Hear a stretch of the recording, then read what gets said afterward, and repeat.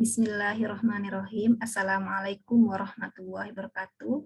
Perkenalkan, saya Triska Indah Safawati. Saya dari kelas Kimia A dengan NIM 210603110014. Baik, saya dari kelompok 3. Kali ini saya akan menjelaskan 5 macam tanaman edible. Yang pertama yaitu bunga sepatu. Nama Latin dari bunga sepatu yaitu Hibiscus rosa sinensis L. Nama lokalnya yaitu bunga roja dari Aceh, kembang wera dari Sunda, warawari dari Jawa, kembang sepatu sendiri yaitu dari Jawa Tengah, bunga rebong yaitu dari Madura.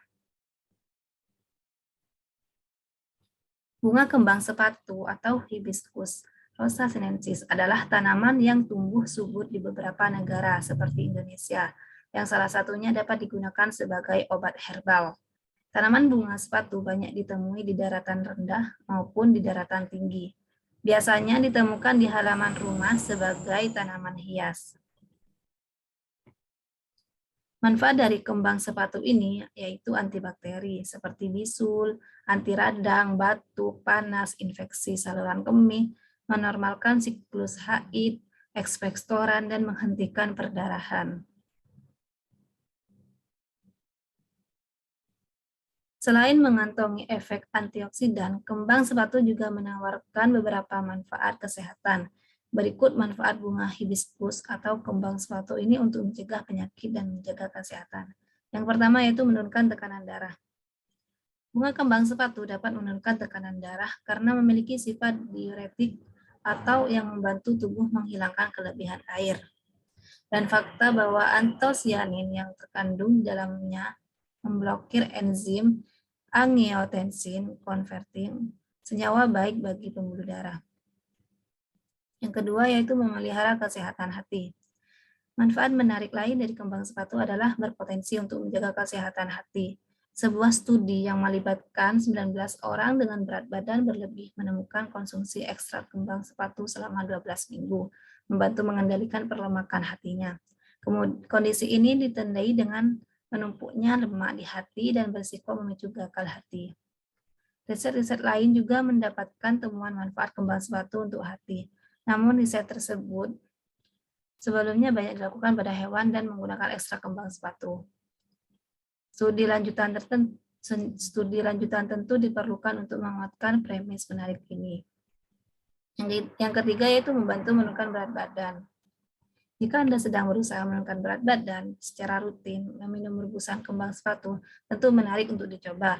Pasalnya, ekstrak kembang sepatu dilaporkan membantu mengurangi berat badan, lemak tubuh, indeks massa tubuh, dan rasio pinggang dan pinggul. Hanya saja riset yang sudah dilakukan juga dilakukan dengan pemberian ekstrak kembang sepatu. Bukan cuma rebusannya, tetapi langsung ekstrak kembang sepatunya. Yang keempat yaitu memiliki sifat antibakteri. Manfaat tak kalah menarik dari kembang sepatu adalah sifat antibakterinya. Walau begitu, riset yang dilakukan untuk menguak manfaat ini masih dilakukan melalui uji tabung. Salah satu kelebihan bunga kembang sepatu atau hibiscus adalah mengandung zat antioksidan. Antioksidan membantu mengendalikan radikal bebas, mencegah kerusakan sel, dan menurunkan risiko penyakit kronis. Yang kelima yaitu mengandung senyawa untuk turunkan risiko kanker. Bunga kembang sepatu mengandung polifenol, kelompok senyawa yang dilaporkan memiliki sifat anti kanker. Sebuah studi dalam jurnal Molecular Carcinogenesis menyebutkan ekstrak kembang sepatu dapat menghambat sel kanker di lambung. Walau menarik, penting untuk diingat bahwa studi masih dilakukan dengan uji tabung dan memanfaatkan ekstrak kembang sepatu. Yang keenam yaitu menurunkan panas dalam. Berdasarkan dugaan, ternyata daun kembang sepatu ini memiliki kandungan anti panas dalam, yang tentunya dapat menurunkan panas dalam.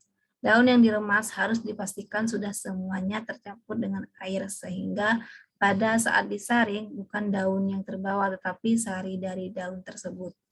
Air hasil remasan daun kembang sepatu dapat menurunkan panas dalam dengan sekali minum dalam jangka waktu 4 jam karena air hasil remasan daun kembang sepatu memiliki kandungan glikosida ini sehingga berkhasiat dalam menurunkan panas dalam.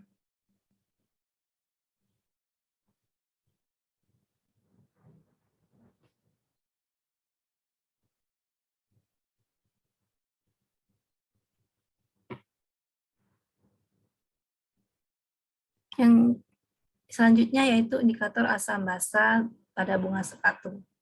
Berdasarkan perubahan warna pada range pH bahan alam, khususnya bunga yang mengandung antosianin, dapat digunakan sebagai indikator titrasi asam basa. Bunga sepatu yang berwarna merah mengandung antosianin, dapat diekstrak bunganya dan digunakan sebagai indikator titrasi asam basa. Salah satu bahan alami yang memiliki potensi sebagai indikator alami adalah tanaman kembang sepatu. Pengujian ekstrak kembang sepatu dapat menunjukkan hasil perubahan warna merah pada larutan asam dan perubahan warna menjadi hijau pada larutan basah. Hal tersebut dikarenakan kembang sepatu termasuk dalam satu familia Malvaceae yang memiliki senyawa antosianin sehingga dapat digunakan sebagai indikator alami. Yang kedua yaitu bunga mawar. Nama latin dari bunga mawar yaitu ros. Nama lokalnya itu mawar dari Jawa dan kembang ros dari Sunda.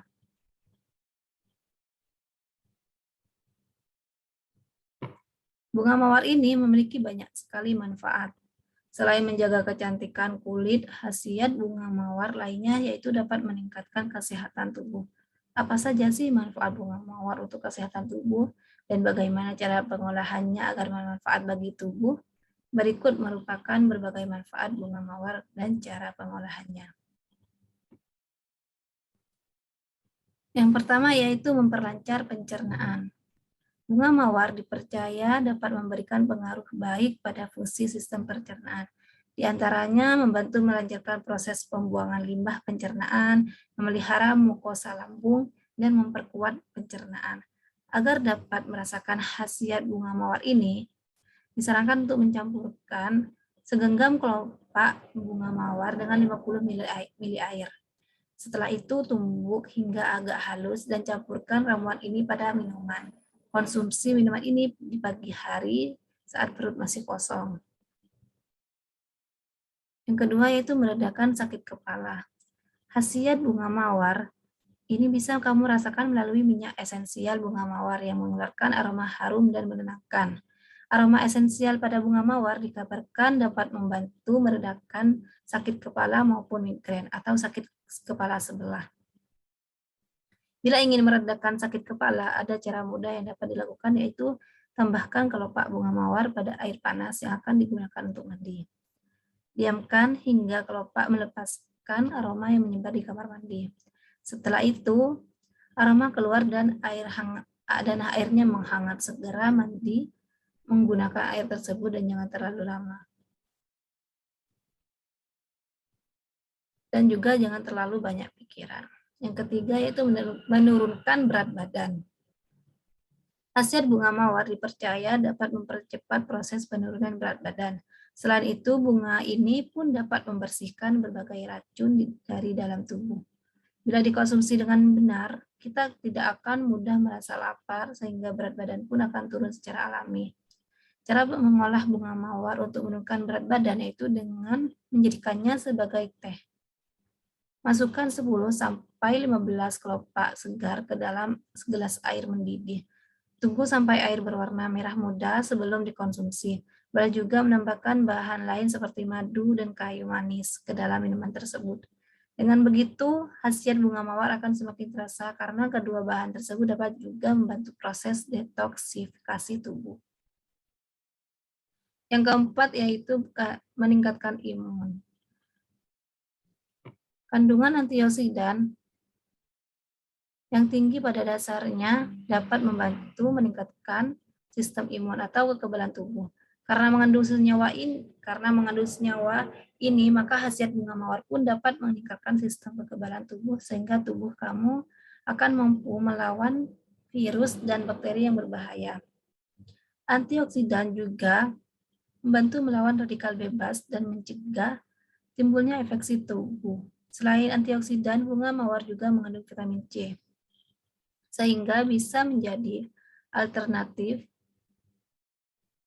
sehingga bisa menjadi alternatif untuk menjaga tubuh agar tetap sehat dan fit. Kita bisa mendapatkan khasiat bunga mawar ini dengan cara menjadikannya sebagai teh. Minum teh bunga mawar secara rutin agar sistem imun tubuh dapat berfungsi dengan baik dan melindungi dari berbagai masalah kesehatan. Yang kelima yaitu menyehatkan mata.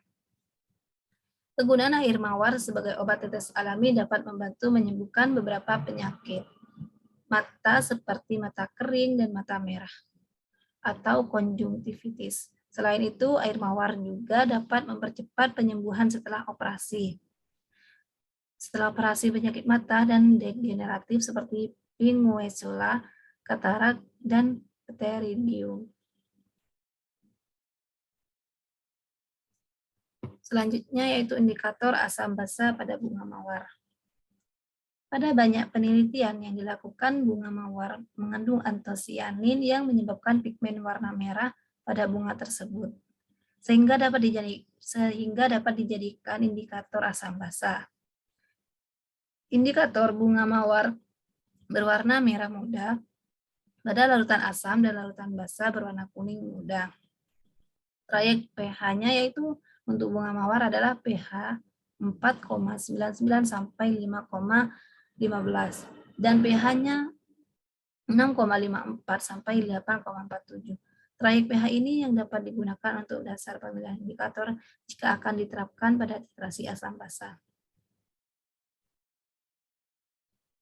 Yang ketiga yaitu tumbuhan hanjuang.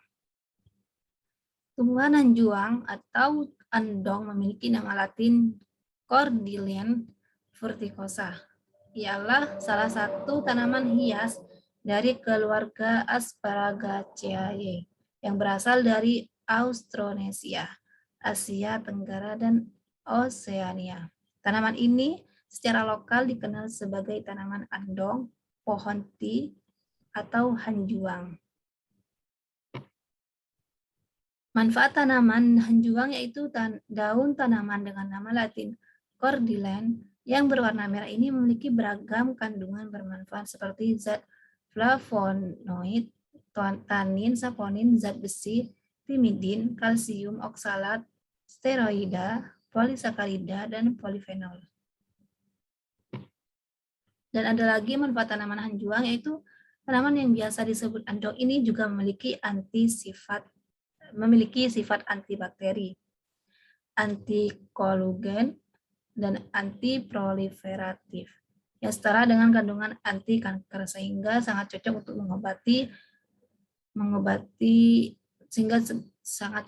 mengobati.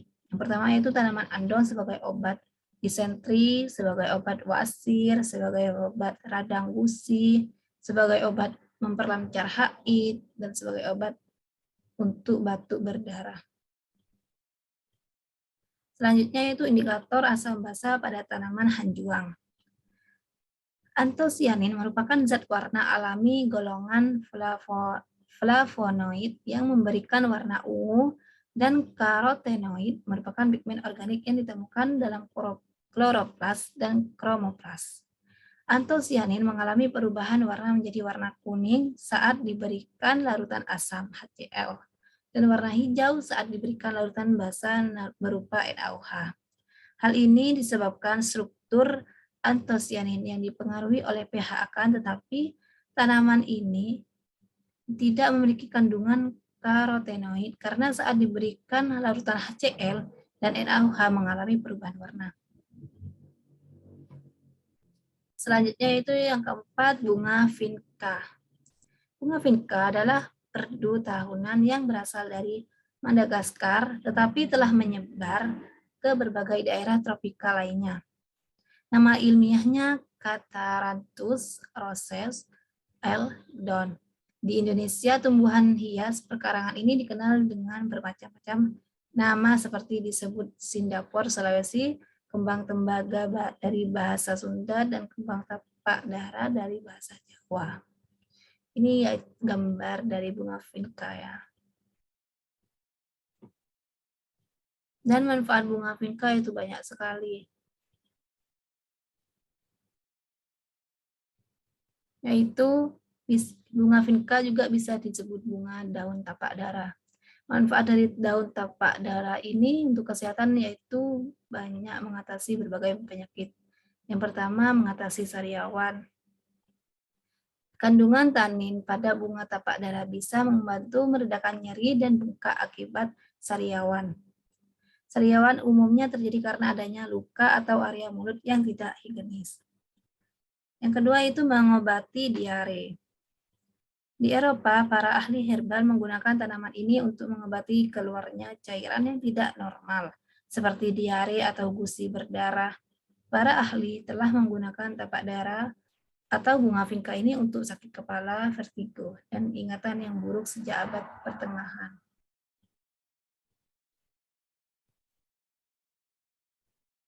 Yang ketiga yaitu mencegah tekanan darah tinggi dan diabetes. Bunga tapak dara atau bunga vinca ini memiliki alkaloid yang dijadikan ekstrak dari daunnya. Kandungan yang terdapat dalam bunga tapak dara ini diketahui dapat menurunkan tekanan darah tinggi. Sementara kandungan senyawa vindolen dan vindolensian di dalamnya mampu menurunkan kadar gula darah sehingga dapat mencegah risiko penyakit diabetes. Yang keempat yaitu mencegah kolesterol tinggi. Sering mengonsumsi makanan yang tidak sehat dapat menyebabkan kolesterol tinggi. Flavonoid ini dan vinpocetine yang terkandung pada ekstrak daun tapak dara atau bunga vinca ini diketahui dapat menyeimbangkan kolesterol dalam tubuh dengan menurunkan kadar kolesterol total, trigliserida, dan menurunkan kolesterol jahat. Kondisi kolesterol yang normal dapat menurunkan risiko terkena penyakit seperti stroke, serangan jantung, dan hingga penyakit ginjal kronis. Yang kelima yaitu mempercepat penyembuhan luka. Saat Anda memiliki luka pada kulit, terutama luka luar yang terbuka, Anda dapat menggunakan bunga tapak dara atau bunga vinca ini untuk meredakannya. Ekstrak etanol dari bunga tapak dara diketahui mampu mempercepat penyembuhan luka. Yang keenam yaitu pengobatan kanker. Tanaman tapak dara atau bunga vinca ini telah dikenal dalam pengobatan tradisional untuk mengobati berbagai penyakit. Ayurveda atau ilmu kesehatan dari India juga telah mengenal penggunaan tanaman berbunga mungil ini sebagai anti-tumor, anti-diabetes, antimikrobial, antioksidan, serta antimutagenik atau mencegah penyebaran gen penyebab kanker. Vinblastin yang umumnya digunakan untuk pengobatan berbagai jenis. Vinblastin yang umumnya digunakan untuk pengobatan berbagai jenis kanker seperti penyakit Hodgkin, kanker payudara, kanker kulit, dan leukemia limfoblastik diekstrak secara alami dari tanaman tapak dara merah muda. Menurut penelitian, obat ini termasuk obat kanker kedua yang paling banyak digunakan, namun harus tetap disertai dengan terapi dan pengobatan medis lainnya. Yang ketujuh yaitu mencegah kerusakan oksidatif. Manfaat bunga tapak dara atau bunga vinca ini adalah dapat mencegah kerusakan oksidatif akibat radikal bebas yang berlebih. Karena mengandung flavonoid, jenis antioksidan ini dapat mengurangi risiko terkena berbagai penyakit kronis, termasuk aterosklerosis, hipertensi, Parkinson, hingga penyakit Alzheimer. Selanjutnya, indikator asam basa bunga vinca. Bunga tapak dara atau bunga vinca ini tersebut diambil ekstraknya untuk dibuat indikator pH. Kemudian ekstrak tanaman tersebut akan mengalami perubahan warna jika ditetesi larutan asam atau basa. Indikator pH ini berupa indikator cair dan indikator kertas. Penelitian ini bertujuan untuk mengetahui proses pembuatan indikator pH dari bunga tapak dara atau bunga vinca. Cara penggunaan indikator pH dari bunga vinca ini, perubahan warnanya yang ditimbulkan oleh indikator pH dari bunga vinca, dan cara pembuatan traik pH pada indikator pH dari bunga Vinka ini luaran yang diharapkan dari penelitian ini adalah membuat produk indikator pH dengan memanfaatkan bahan-bahan alami yang mudah didapat dan dilengkapi dengan trayek pH yang menunjukkan pH tertentu. Harapannya hasil penelitian akan dapat dimanfaatkan sebagai alternatif bahan pembuatan indikator pH yang mudah didapat, mudah dibuat, dan juga mudah memberikan alternatif dari pemanfaatan bunga tapak darah atau bunga vinka sebagai indikator pH. Selanjutnya, bunga yang kelima yaitu tanaman Sri Rezeki. Pohon Sri Rezeki memiliki nama latin Aglaonema sp. Untuk nama genusnya atau nama lainnya adalah Sinense evergreen.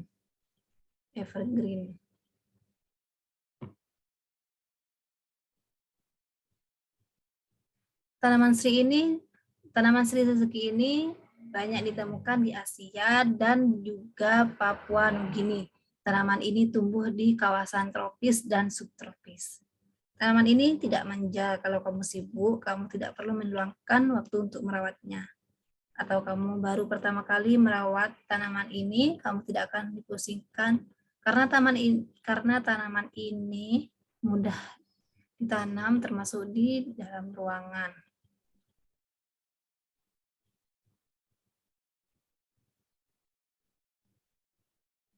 Dan tanaman ini saat baru tumbuh, pohon Sri Rezeki ini bisa ditempatkan di pot kecil yang ditaruh di meja, rak, dan lainnya. Setelah cukup besar, tanaman ini dapat ditaruh di pot besar. Kamu bisa menaruhnya di samping lemari atau sofa. Sinensis evergreen ini juga tidak terlalu membutuhkan banyak sinar matahari, jadi kamu tidak perlu repot membawanya keluar setiap saat. Dan manfaat dari tanaman Sri Rezeki ini yaitu yang pertama, tanaman ini bisa menyerap racun, meningkatkan kualitas udara. Pertama yaitu tanaman ini bisa menyerap racun. Badan Antariksa Amerika Serikat NASA mengungkapkan Aglaonema atau Sri Rezeki ini bisa menyerap racun berbahaya di udara, terutama di ruang tertutup. Penelitian ini menjadi dasar riset terbaru mengenai tanaman dalam ruangan seperti pohon Sri Rezeki ini dan kemampuan membersihkan udara. Tanaman ini tidak memerlukan tenaga listrik seperti halnya alat pemurnian udara. Tanaman ini lebih alami, lebih efektif, dan memiliki efek terapi. Bagi kamu yang sering berada di ruang tertutup, baik di rumah atau di kantor, tanaman Sinensis evergreen ini bisa menjadi pilihan. Bangunan modern biasanya memiliki sirkulasi yang buruk lantaran menggunakan pendingin udara.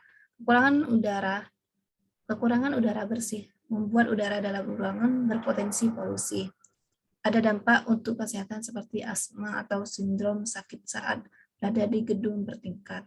Selain itu, material bangunan, karpet, dan lainnya bisa mengandung racun. Senyawa kimia ini menyumbang 90% polusi udara di dalam ruangan.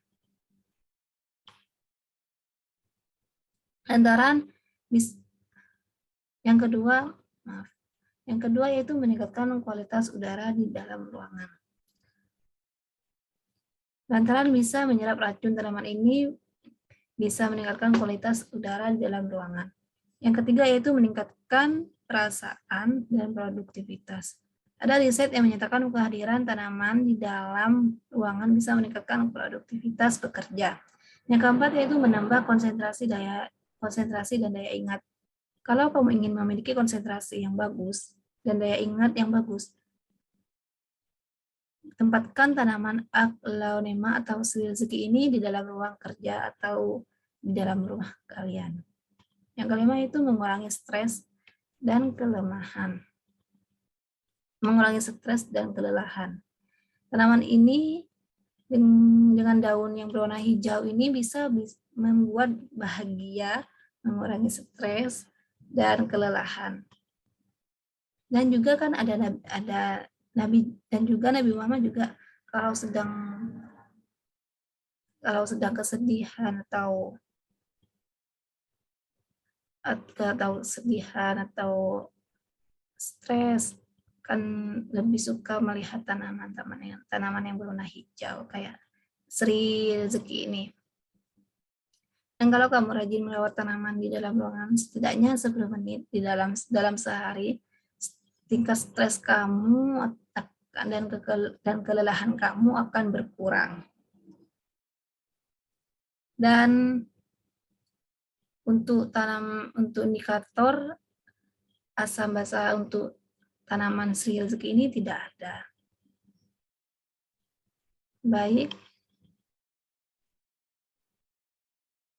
Baik, mungkin itu saja yang dapat saya sampaikan. Kurang lebihnya mohon maaf. Terima kasih. Wassalamualaikum warahmatullahi wabarakatuh.